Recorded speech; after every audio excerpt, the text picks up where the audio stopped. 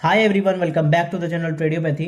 सो overall अगर markets के बारे में बात करते हैं तो प्रॉपर अपने कोई गिरावट देखने को मिली। कल कहीं ना कहीं हम 24,550 के आसपास भी गए, 600 के आसपास भी गए, लेकिन वहां से एक शार्प सेल ऑफ देखने को मिला। मैंने कल ही टेलीग्राम ग्रुप पे अपडेट करा था कि भाई गिफ्ट निफ्टी लगातार गिर रही है, तो मार्केट में हो सकता है कि ये गैप डाउन ओपनिंग देखने को मिले, लेकिन उसके बाद में मार्केट ने रिकवरी करने की बजाय और एक शार्प सेलिंग दिखाई। थोड़ा बहुत बाउंस आया, लेकिन वो फिर दोबारा वहां से कहीं ना कहीं सेलिंग आई। और इसके बारे में मैंने आपको लास्ट वीडियो में डिस्कस करा था कि ऐसा हो सकता है कि इंट्राडे पे मार्केट थोड़ा सा वीकनेस दोबारा दिखाए। किस तरीके से प्लान करना है? कल रहेगी भाई अपनी सेंसेक्स की मंथली एक्सपायरी, तो डेफिनेटली एक बड़ा मूवमेंट आपको देखने को मिल सकता है। और इसकी बात मैं क्यों कर रहा हूं, क्योंकि अगर आपको याद होगा तो पिछले 2-3 महीने से यही देखने को मिल रहा है लगातार कि निफ्टी एक्सपायरी में एक बड़ा मूव देखने को मिलता है। अब क्योंकि अपनी जो लास्ट ट्यूसडे को निफ्टी की एक्सपायरी थी वो प्रॉपर साइडवेज सेशन गया, तो चांसेस अपने आप बढ़ जाते हैं कि भाई अब की बार सेंसेक्स एक्सपायरी में एक बड़ा मूव देखने को मिले, क्योंकि उसके बाद अगले ट्यूसडे को ही अपने निफ्टी की और बैंक निफ्टी की मंथली एक्सपायरी आने वाली है। तो इस वीक आपको बड़ा मोमेंटम देखने को मिल सकता है, एक बड़ा मोमेंटम ट्रेड होता हुआ आपको मिल सकता है। मंथ्स हाई के आसपास हम ट्रेड कर रहे हैं। डेफिनेटली 100-150 पॉइंट की गिरावट आई है ऊपर से, लेकिन वो मंथली चार्ट पे बहुत ज्यादा मैटर नहीं करती है। क्या और बड़ी गिरावट आ सकती है? क्या प्रीमियम्स दिखा रहे हैं, ऑप्शन डेटा क्या दिखा रहा है, चार्ट्स क्या दिखा रहे हैं, न्यूज फ्लोस क्या आ रही हैं, सब कुछ एक एक करके मैं डिस्कस करूंगा। आज आपको मैं एक स्टॉक के बारे में बताऊंगा जो मैंने टेलीग्राम ग्रुप पे बताया था, उसका थोड़ा सा एनालिसिस करेंगे और किस तरीके से आप रिवर्सल प्लान कर सकते हो उसके बारे में बताऊंगा। Not just S call tip, बस एक आप कह सकते हो कि एक एजुकेशनल पर्पस के लिए सारी चीज़ आपके साथ मैं डिस्कस करूंगा। सो मेक श्योर वीडियो को पूरा देखो, पसंद आए तो जरूर लाइक करा करो, चैनल को सब्सक्राइब नहीं करा सब्सक्राइब जरूर कर ले, ऑल वाले बटन जरूर दबा लें। प्रीमियम लेवल का स्टॉक मार्केट क्रैश कोर्स भी चल रहा है, तो उसे आप जाके देख सकते हो चैनल पे। यहाँ पे मैं आई बटन पे लिंक भी कर दूंगा, नहीं तो चैनल पे जाके डायरेक्टली देख सकते हो। टाइम नहीं मिल पा रहा है, नहीं तो बहुत जल्दी इसका एक नया एपिसोड आपके ऊपर वहाँ पे पब्लिश होने वाला है चैनल पे, तो उसे जाकर आप जरूर देख सकते हो। बात करते हैं कि भाई कल के दिन क्या देखने को मिल सकता है, तो फटाफट से इस क्विक वीडियो में डिटेल में जानते हैं कि क्या देखने को मिलेगा कल के दिन। बिना किसी टाइम वेस्ट के अपनी तगड़ी सी वीडियो को स्टार्ट करते हैं। सबसे पहले एक न्यूज़ के बारे में बात करता हूँ। देखो न्यूज़ क्या चल रही है, न्यूज़ यही चल रही है कि भाई ईरान और जो बेसिकली अमेरिका है, ट्रंप है, उनके बीच में सीज फायर अभी भी होल्ड पर रखा गया है। और सबसे इंपॉर्टेंट न्यूज़ क्या है कि जो अमेरिका है वो अब सीज फायर को बढ़ाने के लिए नहीं सोच रहा, उसने मिलिट्री को भी होल्ड पर रखा है। मतलब ऐसा कहा जा रहा है कि भाई एक राउंड ऑफ मीटिंग और होगी, फिर अगली मीटिंग और होगी, लेकिन जो ट्रंप है उसने क्लियरली बोल दिया कि हमारी जो मिलिट्री है वो होल्ड पर रहेगी। और वो होल्ड पर जब तक रहेगी जब तक कुछ दिनों में ईरान अपना यहाँ से एक प्रॉपर जवाब नहीं दे देता कि मतलब भाई उसे नेगोशिएशंस माननी है या फिर नहीं। अब ये सारी चीज़ें एक बार मैं आपको बता देता हूँ कि सारी अपडेट्स, सारी अपॉर्चुनिटीज, सारी ट्रेडिंग सेटअप्स, एजुकेशनल पर्पस के लिए सब कुछ आपको टेलीग्राम ग्रुप पे पता चलती है। लिंक आपका डिस्क्रिप्शन में, पिंड कमेंट में, चैनल के बायो में। सिर्फ और सिर्फ लिंक से ज्वाइन करना, क्योंकि टेलीग्राम ग्रुप प्राइवेट है, फ्री ऑफ कॉस्ट आप ज्वाइन कर सकते हो, कोई पैसा देने की जरूरत नहीं है। लेकिन ये टेलीग्राम ग्रुप प्राइवेट है, तो नीचे जो लिंक दिया हुआ डिस्क्रिप्शन में, वहाँ पे जाके डीएम करना, मेरी टीम जल्दी से जल्दी आपको इस ग्रुप में ज्वाइन कर लेगी। मेक श्योर जरूर करो, सारी चीज़ें आपको यहीं पे पता चलती हैं। अब यहाँ पे अगर आप आज की बात करते हैं, चलो आज के एक बार थोड़ा सा डिस्कशन देख लेते हैं कि मैंने क्या कहा। मैंने आपको सुबह अपडेट कर दिया था कि भाई ट्रम्प ने जो कल अपनी मीटिंग चल रही थी पाकिस्तान में, अमेरिका और ईरान के बीच में, तो उसमें कुछ भी नतीजा नहीं मिला। तो अपने आप ही मार्केट्स पे थोड़ा बहुत नेगेटिव असर पड़ा, लेकिन पॉजिटिव असर ये पड़ा कि अभी भी चांसेस हैं कि सीज फायर हो जाए। तो गिफ्ट निफ्टी जब वहां से रिकवर करी तो मार्केट में एक थोड़ा सा, ये नहीं कहूंगा कि बहुत ज्यादा रिकवरी आई, लेकिन मार्केट जहां 300-400 पॉइंट नीचे खोल सकता था, 250-300 पॉइंट नीचे खोल सकता था, वहां मार्केट एक छोटा मोटा 100-125 पॉइंट के आसपास ही गैप डाउन खोला। लेकिन उसके बाद मार्केट क्यों गिरा उसके बारे में मैं डिस्कशन करना चाहूंगा। तो मैंने आपको सारी चीजें बताई। यहाँ पे मैंने आपको बताया था कि एचसीएल के जो नतीजे हैं वो खराब आए हैं, एस्टीमेट को भी बीट नहीं कर पाए और अच्छे नतीजे नहीं आए हैं। अब एचसीएल क्या है, आईटी कंपनी की बहुत बड़ी एक जानी मानी कंपनी है एचसीएल टेक। वो प्री मार्केट ओपनिंग में 7% नीचे थी, तो मार्केट को गैप डाउन ओपनिंग के दो रीजन मिल गए, एक तो ट्रंप और ईरान के बीच में जो चल रहा है, प्लस अपने नतीजे भी खराब आ रहे हैं। जब एचसीएल वहां से टूटा, एचसीएल ऑलमोस्ट अगर आप देखोगे तो 10% से ऊपर यहाँ पे नेगेटिवली इसने रिएक्ट करा है। तो वहां पे अल्टीमेटली क्या देखने को मिला, मार्केट्स में भी गिरावट देखने को मिली, निफ्टी आईटी सेक्टर में गिरावट देखने को मिली। टीसीएस की बात करता हूँ 4% गिरा, इन्फोसिस 3-4% गिरा। तो कहीं ना कहीं वहां पे एक अपने को प्रॉपर शॉक बेसिकली सेलिंग देखने को मिली। लेकिन मैंने यहाँ पे ये लिखा है टाटा एलेक्सी में कुछ अलग ही शॉकिंग देखने को मिला, तो वो यही स्टॉक है जिसके बारे में लास्ट में आपको इस वीडियो में बताऊंगा। मेक श्योर वीडियो को पूरा देखो, ठीक है। तो बात करते हैं कि भाई और मैंने क्या सारी चीज़ें डिस्कस करी, यहाँ पे सेटअप डिस्कस करे, ट्रेडिंग अपॉर्चुनिटीज डिस्कस करी, चाहे वो काफ़ी स्टॉक हो, निफ्टी हो, कोई भी हो, और सारी न्यूज़ वगैरह शेयर होती हैं। अब किस तरीके से प्लान करना है, अब देखो एक रीजन इसका ये भी है मार्केट का कि भाई क्रूड ऑयल यहाँ से आपको कल जंप करता हुआ दिखा। क्रूड ऑयल जंप करता हुआ दिखा, गिफ्ट निफ्टी बिटकॉइन में सेल ऑफ आया, इसका मतलब सिंपल सी बात है कि भाई स्टॉक मार्केट पे नेगेटिवली रिएक्ट करना चाहिए मार्केट को। और दूसरी बात करता हूँ भाई यूएसडी आईएनआर, वो कहीं ना कहीं बढ़ रहा था तो फिर मार्केट में और नेगेटिव अपने को इम्पैक्ट देखने को मिला, क्योंकि रुपी डेप्रिशिएट हुआ तो मार्केट में नेगेटिव इम्पैक्ट देखने को मिला। चार्ट पे क्या देखने को मिल रहा है निफ्टी बैंक निफ्टी में, कल सेंसेक्स की एक्सपायरी भी है, उसके बारे में डिस्कस करेंगे। तो डायरेक्टली चार्ट्स पर चलते हैं। सबसे पहले मैं बता दूं कि सारे पिन पॉइंट लेवल्स आपको कहाँ पे पता चलता है, टेलीग्राम ग्रुप पे, क्योंकि अगर मोमेंटम आता भी तो कई लोगों से कंट्रोल नहीं होता। तो सारे पिन पॉइंट लेवल जो होते हैं वो मैं सुबह के टाइम पे 9 बजे से पहले ही ऑप्शन चेन वगैरह सारी चीजें आपको टेलीग्राम ग्रुप पे अपडेट कर देता हूँ कि भाई किन लेवल से अच्छा खासा मोमेंटम आ सकते हैं, जैसे कि पिन पॉइंट लेवल्स हैं। तो ये लेवल्स काफी अच्छी तरीके से काम करते हैं। अगर आप इंट्राडे ट्रेड करते हो तो आपके लिए one of the best setups हो सकते हैं कि किन लेवल पे वर्कआउट करना है, फ्रेश पोजीशन बनानी है, क्या करना है क्या नहीं करना है, तो वो लेवल से एस्टिमेशन आपको मिल जाता है। तो मेक श्योर टेलीग्राम ग्रुप जरूर ज्वाइन कर लो। बात करते हैं कि भाई बड़े टाइम फ्रेम पे, वीकली टाइम फ्रेम पे क्या देखने को मिल रहा है। तो जैसे अपना डिस्कशन था, अगर आपको याद होगा कि अपना लास्ट वीडियो में भी डिस्कशन था, अपना टेलीग्राम ग्रुप पे भी डिस्कशन था कि अपना मेजर जो रेजिस्टेंस है वो है अभी 20 EMA। अब काफी सारे लोग देखो इस बुल रन को बहुत पॉजिटिवली ले रहे थे, बहुत ले रहे थे कि भाई मार्केट नए हाइज लगाएगा, 30,000 चला जाएगा। हो सकता है मार्केट अभी भी 30,000 चला जाए, लेकिन चांसेस बहुत ज्यादा कम है, क्योंकि आप अगर अभी मत देखो, आप हिस्टोरिकली भी देखो, जब अगर मार्केट पैराबोलिकली गिर रहा है तो इसका मतलब ये नहीं कि मार्केट पैराबोलिकली रिवर्स भी कर जाए। वो कोविड का केस था, वो अलग केस था, लेकिन अब चांसेस बहुत कम है, क्योंकि अगर मार्केट को बढ़ना भी है तो मार्केट को थोड़ा बहुत डिप, थोड़ा बहुत सेलिंग दिखानी पड़ेगी, फिर दोबारा अगर मार्केट पॉजिटिवली रिएक्ट करता है तब चांसेस है कि मार्केट एक दोबारा आपको फ्लैश अपसाइड मोमेंटम दे।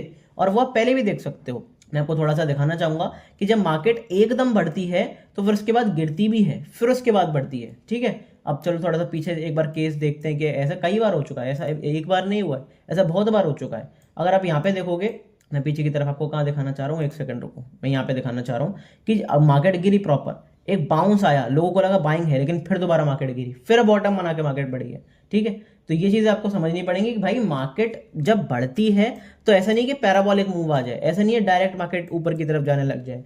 ये बाउंस की तरह है कि मार्केट का से बढ़ना भी है तो फिर एक शार्प डिप दोबारा देना पड़ेगा, एक बॉटम के आसपास का एरिया मार्केट को दोबारा टच करना पड़ेगा अगर इस एरिया से मार्केट को रिवर्स करना है। लेकिन जैसे कि मैंने आपको पुरानी एनालिसिस वीडियो में वीकली टाइम फ्रेम पे जो एनालिसिस करते हैं अपन, मंथली टाइम फ्रेम पे एक्चुअली जो अपना पर्सनल गेम प्लान वाली सीरीज होती है, उसमें मैं क्लियरली बता चुका हूँ कि भाई लोअर लेवल्स दोबारा टेस्ट हो सकते हैं, इसके लोअर लेवल्स और भी लोअर लेवल्स टेस्ट हो सकते हैं। तो वो वीडियो नहीं देखिए, चैनल पे जाके जरूर देख लेना कि कहाँ से कहाँ तक के लेवल्स भी टेस्ट हो सकते हैं। फिलहाल बात करते हैं, चलो मैं सबसे पहले इस EME को हटा देता हूँ जिससे कि थोड़ा सा चार्ट क्लियर हो। बात करते हैं कि अपना लेवल कौन सा अच्छा खासा है जहां से हम अच्छी खासी अपॉर्चुनिटी उठा सकते हैं।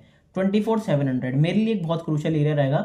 जब तक हम इस एरिया के ऊपर नहीं निकलते कोई पॉजिटिविटी नहीं लौटेगी, लेकिन इस एरिया के ऊपर जब सस्टेन करना शुरू करेंगे तो फिर ग्रेजुअली आपको धीरे धीरे मार्केट होल्ड करता हुआ ऊपर जाता हुआ दिखाई देगा, आपको पोर्टफोलियो में थोड़ा सा इंक्रीमेंट दिखाई देगा। ये एरिया बहुत इंपॉर्टेंट है, क्यों? क्योंकि यहाँ से हमने सपोर्ट लिया तोड़ा तो फिर प्रॉपर अपने को सेलिंग देखने को मिली। अब मार्केट ने कुछ भी नहीं करा, मार्केट ने सिर्फ एक बार रीटेस्ट करा है, तो चांसेस बहुत हाइयर हैं कि एक बार हम वीकली क्लोजिंग कर देते हैं। हालांकि वीकली क्लोजिंग में भी 2 दिन बाकी है, थर्सडे और फ्राइडे, तो देखना पड़ेगा कि किस तरीके से क्लोज करते हैं। लेकिन अगर ये डोजी कैंडल क्लोज होती है तो बहुत शार्पली आपको दिख सकता है कि डोजी का अगर लो टूटता है नेक्स्ट वीक तो फिर प्रॉपर सेलिंग देखने को मिले। तो वो तो हम वीकली एनालिसिस में जानेंगे, लेकिन फिलहाल अगर मैं कल की बात करता हूँ तो कल के दिन किस तरीके से हमने को प्रॉपर प्लानिंग करनी है, तो ये चीज आपको समझनी पड़ेगी कि मार्केट अगर इतनी बुरी तरह गिरा है तो इतनी पैराबोलिकली मार्केट नहीं शिफ्ट हो सकता। अब फिलहाल देखते हैं कि भाई क्या करना है। तो एक इंपॉर्टेंट एरिया मेरे पास बहुत अच्छा रहेगा 24,750। अब ये अपना सपोर्ट रेजिस्टेंस का एरिया भी है, प्लस कॉन्स्टेंसली अपना 61% का रिट्रेसमेंट एरिया भी है जहां से प्रॉपर अपने को सेलिंग दिखाई देती है फिबोनाची रिट्रेसमेंट। तो इस एरिया के आसपास आते हैं, नेगेटिवली क्लोज करते हैं डेली टाइम फ्रेम पे, वॉल्यूम अच्छी खासी मिलती है, तो डेफिनेटली आपके लिए बहुत अच्छी अपॉर्चुनिटी हो सकती है जहां पे आप छोटा एसएल रख के बड़ा टारगेट के लिए आप जा सकते हो। पोजिशनली जो भी सेल करना चाहता है उसके लिए एक अच्छी खासी अपॉर्चुनिटी यहाँ पे रह सकती है। अब मैं फिर बता दूं कि भाई न्यूज़ तो बहुत ज़्यादा इन्फ्लू हो रही है, चाहे वो ट्रम्प की तरफ से हो, ईरान की तरफ से हो, इसराइल की तरफ से हो। तो पोजिशनली का मतलब आप ये मत समझना है कि 2 महीने की पोजीशन बना के चले गए। पोजिशनली का मतलब समझो कि आप 4-5 दिन की पोजीशन बना रहे हो, क्योंकि उतना ही मूवमेंट आ जा रहा है 4-5 दिन में।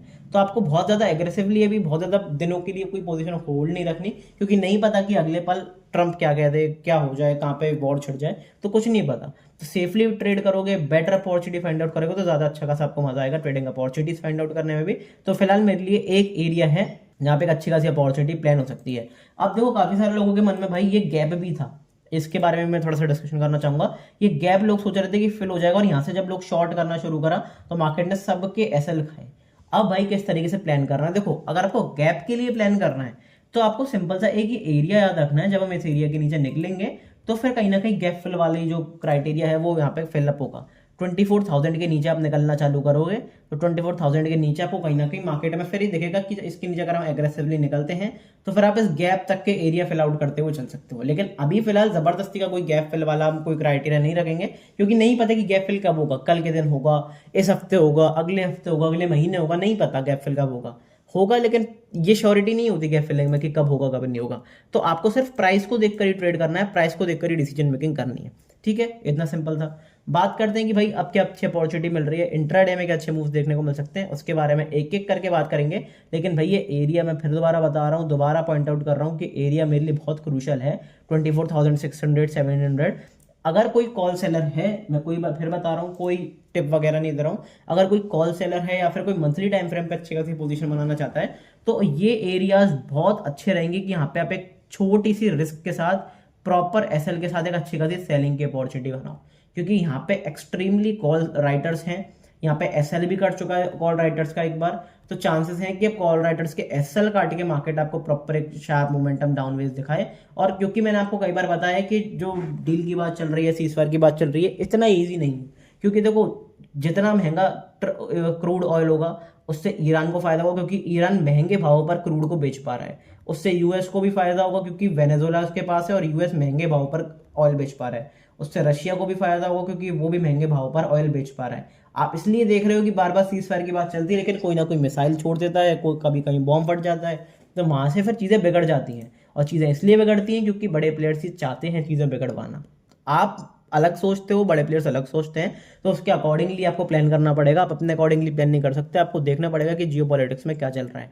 तो वो सारी चीज़ें हम डिस्कस कर चुके हैं ऑलरेडी, तो बार बार मैं कोई टाइम वेस्ट नहीं करना चाहूँगा। लेकिन फिलहाल बात करते हैं कि भाई इंट्राडे में क्या देखने को मिल रहा है, उसके बारे में एक एक करके डिस्कस कर लेते हैं। फिर बता रहा हूँ pin point levels Telegram group पर ही शेयर होते हैं, सो मेक श्योर लिंक से नीचे अपने जो लिंक दिया हुआ है वहाँ पर टेलीग्राम ग्रुप आप जरूर ज्वाइन करके रख लो। बात करते हैं कि भाई बाइंग कहाँ पे देखने को मिल सकती है। फिलहाल अपने को सबसे पहला एक जो बाइंग का लेवल देखने को मिलेगा वो मिलेगा भाई इस एरिया के ऊपर। अगर मैं मार्क करके बताता हूं तो अपने ये लेवल है 24,450। 24,450 के ऊपर अपने को चाहिए एक पॉजिटिव कैंडल की क्लोजिंग 15 मिनट टाइम फ्रेम पे। अगर वो देखने को मिलती है, बिंदास होकर एक अच्छी खासी बाइंग प्लान कर सकते हैं। सेलिंग का मोमेंटम अभी भी एग्रेसिव आ रहा है, अगर आप देखोगे अभी भी मार्केट चल रहा है, लेकिन काफी अच्छा मोमेंटम आ रहा है। तो फिलहाल बाइंग के बारे में बात करते हैं। अगर इसके ऊपर अपन निकलते हैं, प्रॉपर अपने को एक अपसाइड मोमेंटम बनता हुआ दिख सकता है, अच्छी खासी अपॉर्चुनिटी अपने को बनती हुई दिख सकती है। फर्स्ट अपॉर्चुनिटी बाइंग की मेरे लिए ये हो गई। दूसरी बाइंग की अपॉर्चुनिटी आपकी कहाँ पे हो सकती है, तो दूसरी बाइंग की अपॉर्चुनिटी आपकी रहेगी भाई डिप के लेवल्स पे। कितने डिप के लेवल्स पे आप बाय करके चल सकते हो, तो 2 डिप के लेवल्स मेरे पास फिलहाल रहेंगे। अभी आप बाय ऑन डिप्स यहाँ से लगा सकते हो। पर्सनली अगर मैं बताऊँ तो फिर बाय ऑन डिप्स आपको वैसे यहाँ से लगाना चाहिए, क्योंकि यही अपना अल्टीमेटली लो है और यहाँ से अच्छा खासा मोमेंटम बनता हुआ दिखाए। और अगर आपको याद होगा तो मैंने लास्ट वीडियो में डिस्कस करा था, तो यहाँ पे अगर किसी ने ट्रेड प्लान करा होगा सुबह के टाइम पे तो भी उसे अच्छा खासा प्रॉफिट हुआ होगा। अब मार्केट इसी एरिया के आसपास ट्रेड कर रही है, तो 2 एरिया मेरे लिए इंपॉर्टेंट है, 24,350, 24,200। इन 2 एरियाज के आसपास निफ्टी आती है, पॉजिटिव प्राइस एक्शन बनाती है, पॉजिटिव सपोर्ट फॉर्मेशन बनाती है, ग्रीन कैंडल की क्लोजिंग करती है 15 मिनट टाइम फ्रेम पे, एक अपसाइड मोमेंटम ट्रेड कर सकते हो। लेकिन मैं फिर दोबारा बता रहा हूँ, प्राइस को कंफर्म करने देना है। ऐसा नहीं है कि सिर्फ नेकेडली बाइंग या नेकेडली सेलिंग करनी है। प्राइस अगर कंफर्म करता है तो अपसाइड के लिए आपकी अच्छी अपॉर्चुनिटी हो सकती है। अब आप कहोगे भाई अभी तो आप सेलिंग के बारे में बता रहे थे, सेलिंग आ सकती है, सेलिंग आ सकती है, बाइंग के बारे में कहाँ से घुस गए। देखो इंट्राडे में अलग ट्रेडिंग अपॉर्चुनिटीज मिलती है, पोजिशनली अलग ट्रेडिंग अपॉर्चुनिटीज मिलती है। आपके ऊपर है कि आप किस तरीके की ट्रेडिंग करते हो। आप इंट्राडे ट्रेड करते हो, डे ट्रेडर हो, तो फिर आपको सिर्फ अपॉर्चुनिटी को ढूंढना चाहिए, आपको ये नहीं ढूंढना चाहिए कि मार्केट किस तरीके से रिएक्ट कर रहा है। लेकिन अगर आप पोजिशनली ट्रेड करते हो, कुछ पार्टिकुलर लेवल से रिवर्सल ट्रेड करते हो, फेक ब्रेकआउट या फेक ब्रेकडाउन ट्रेड करते हो, तो आपके लिए वो पोजिशनल वाली अपॉर्चुनिटी अच्छी खासी होती है। अब मार्केट चांसेस हाईयर है कि मार्केट यहाँ से घूम जाए अगर पॉजिटिव प्राइस एक्शन दिखाता है तो। जैसे सुबह के टाइम पे अच्छा खासा ट्रेड मिला अपने को, 100-125 पॉइंट का, 80-100 पॉइंट का एक अच्छा ट्रेड मिला, तो क्लीन ट्रेड था। जिसने भी नॉर्मल प्राइस एक्शन यूज करा होगा, अच्छी वैसी अपॉर्चुनिटीज देखने को मिली होगी। अब आपने नहीं करी वो एक बार में कमेंट बॉक्स में जरूर बताना, लेकिन ये अच्छी खासी अपॉर्चुनिटी है। सेलिंग के बारे में बात करते हैं तो सेलिंग के बारे में देखो मेरे पास एक सिंपल सा एरिया रहेगा, वो अपना रहेगा भाई ये वाला एरिया। अगर मैं एक बार मार्क करके बताता हूँ तो इससे पहले मुझे लगता नहीं है कि कोई एग्रेसिव सेलिंग का मोमेंटम आएगा। अगर सेलिंग का मोमेंटम आना है तो फिर वो इस लेवल के नीचे ही आएगा। कौन सा एरिया है, 24,290। यहाँ पे मैं एक बार मार्क कर देता हूँ, 24,000 290 के नीचे अगर हम निकलना शुरू करते हैं तो फिर आपको 100-150 पॉइंट का एक एग्रेसिव ट्रेड मिल सकता है। और यहाँ पे 24,200 पे पहला टारगेट बुक, फिर ऐसे इस तरीके से टारगेट बुक कर सकते हो। वो टारगेट किस तरीके से बुक करना है, जो पिन पॉइंट लेवल जो मैं टेलीग्राम ग्रुप पे शेयर करता हूँ उसके अकॉर्डिंगली आप प्लान कर सकते हो। तो टेलीग्राम ग्रुप जरूर ज्वाइन करें ना, डिस्क्रिप्शन में लिंक दिया हुआ है। बात करते हैं कि भाई क्या करना है। तो भाई सेलिंग की अपॉर्चुनिटी मैंने बता दिया कि इसके नीचे अगर अपन निकलते हैं, नेगेटिव कैंडल की क्लोजिंग दिखती है, मैं 15 मिनट टाइम फ्रेम पे बिंदास होकर एक सेलिंग की अपॉर्चुनिटी मिलेगी, बढ़िया सेलिंग की अपॉर्चुनिटी मिल सकती है इंट्राडे बेसिस पर। बात करते हैं बैंक निफ्टी, लेकिन उससे पहले आपको एक बार सेंसेक्स के बारे में दिखा देता हूँ कि भाई सेंसेक्स में क्या चल रहा है, सेंसेक्स में किस तरीके का मोमेंटम आपको बनता हुआ दिख सकता है। चार्ट्स के बारे में बात करेंगे, लेकिन उससे पहले एक बार मैं आपको ऑप्शन चेन जरूर दिखाना चाहूंगा। तो यहाँ पे क्लियरली विजिबल है कि सबसे ज्यादा पुट राइटिंग आपको एग्रेसिव पुट राइटिंग की अगर मैं कंपेरिजन में बात करता हूँ, चेंज की बात करता हूँ, तो वो आपको दिखेगी भाई 78,000 वाले लेवल पे। और अगर मैं नीचे के डाउन साइड की बात करता हूँ तो वो आपको दिखेगा 79,000 पे। यहाँ पे अगर आप देखोगे तो 79,000 पे सबसे ज्यादा आपको एक एग्रेसिव कॉल राइटिंग बनती हुई दिखेगी बेसिकली।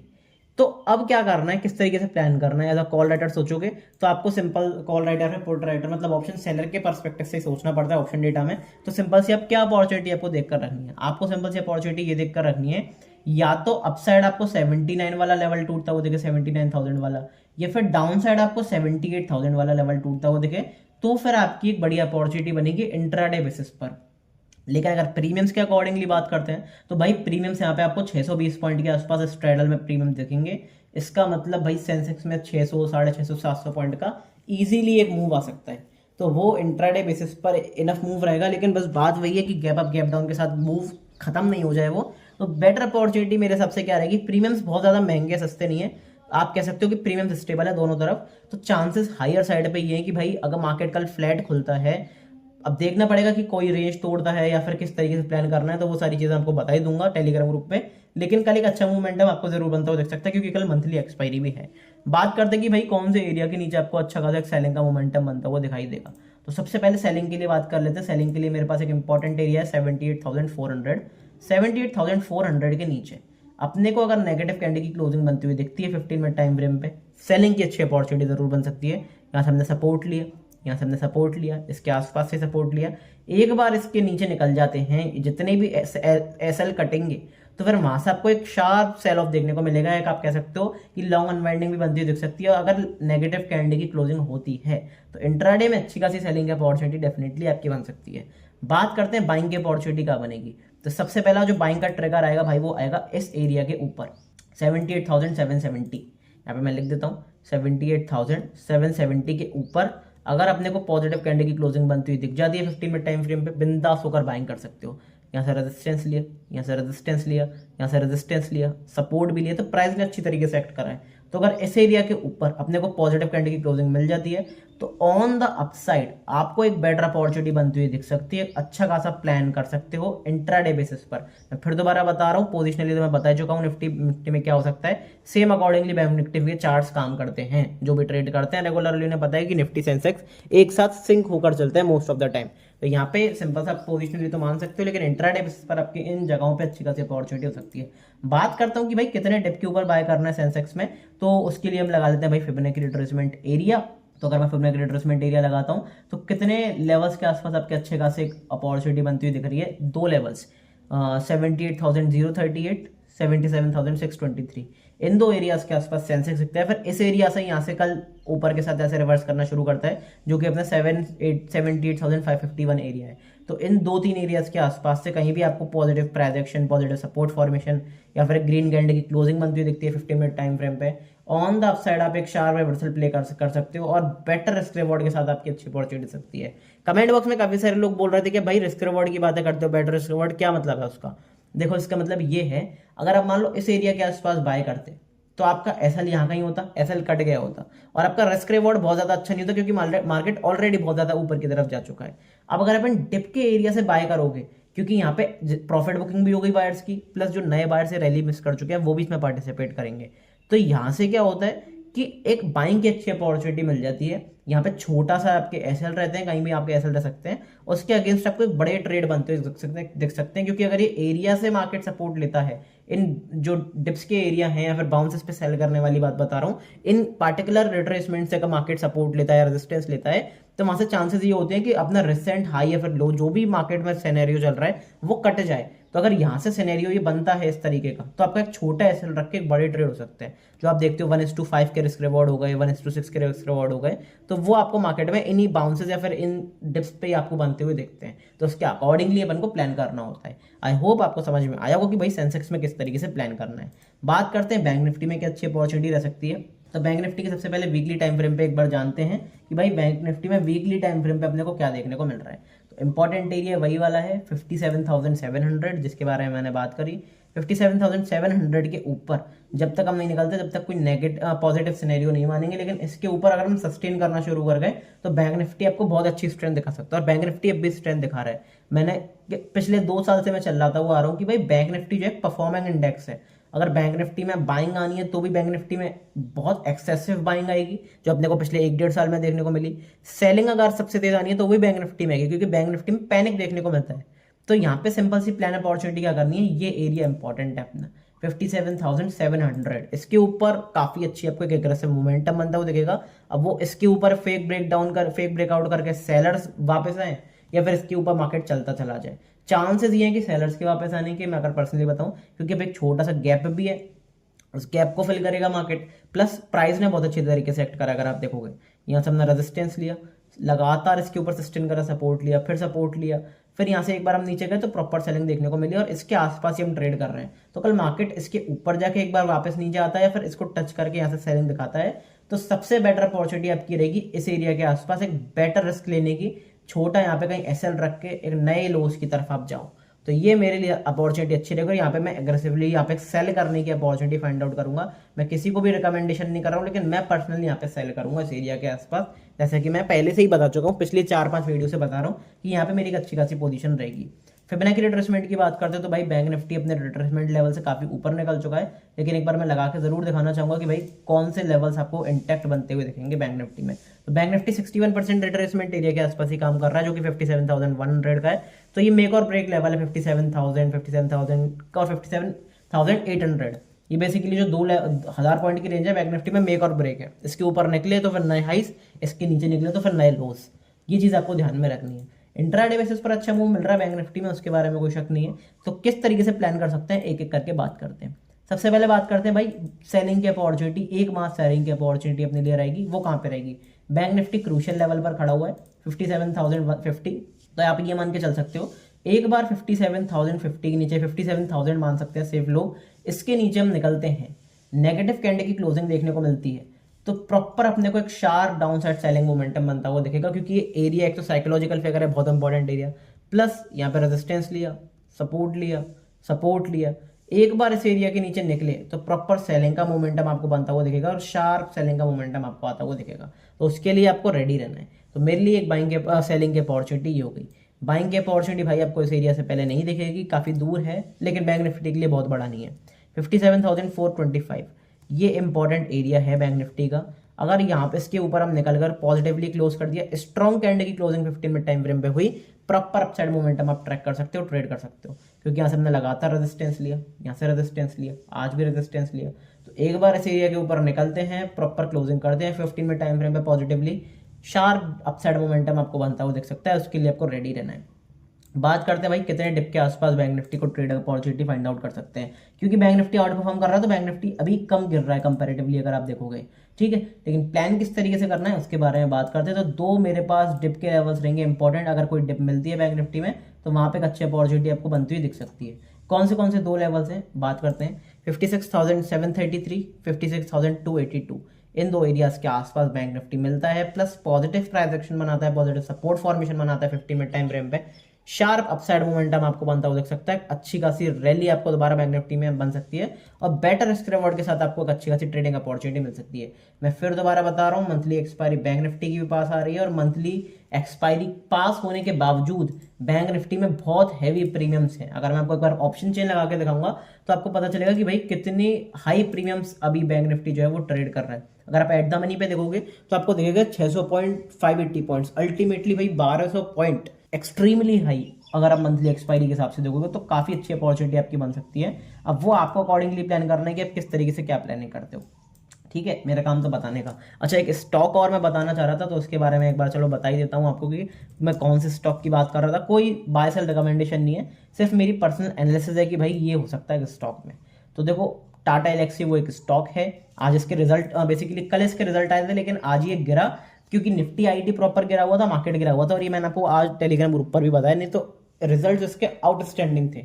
तो चांसेस क्या है, ये 50% रिट्रेसमेंट एरिया पे आ चुका है। यहाँ पे सपोर्ट भी लिया है, सपोर्ट भी लिया है, सपोर्ट भी लिया है। अगर मैं इसको थोड़ा सा ड्रैग डाउन करता हूँ, तो ये एरिया जो है ना, ये वाला एरिया जो मैंने मार्क करा हुआ है, ये इसका एक अच्छा खासा सपोर्ट का एरिया था। अब सपोर्ट के नीचे मार्केट निकलता है, स्टॉक निकलता है, तो वहां से वो लिक्विडिटी हंट करना निकल सकता है। और अगर एक बार ये दोबारा एरिया ये क्लेम कर लेता है, जो कि मैं अगर मार्क करके बताऊंगा तो आपको मिलेगा 43,050 पे। अभी मार्क करके एक सेकंड रुकना, मैं आपको एक बार मार्क करके बताता हूँ एग्जैक्ट एरिया कौन सा है। तो ये अपना 43,990 का है एक्चुअली।